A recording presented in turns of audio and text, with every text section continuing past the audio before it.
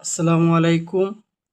আপনারা সবাই অবগত যে ২৭শে ডিসেম্বর ২০২৫ অবসরে যাচ্ছেন ২৫তম বিচারপতি সৈয়দ রিফাত আহমেদ, যার কারণে ইতিমধ্যে ২৬তম বিচারপতি কে হবেন বিষয়টি নিশ্চিত হয়েছে রাষ্ট্রপতি কর্তৃক।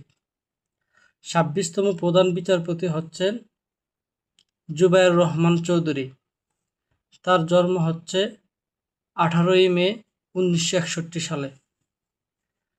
তিনি হাইকোর্ট বিভাগের বিচারপতি হন ২০০৩ সালের ২৭শে আগস্ট এবং আপিল বিভাগের বিচারপতি হন ১৩ই আগস্ট ২০২৪ সালের। তার পিতা বিচারপতি এ.এফ.এম. আব্দুর রহমান চৌধুরী।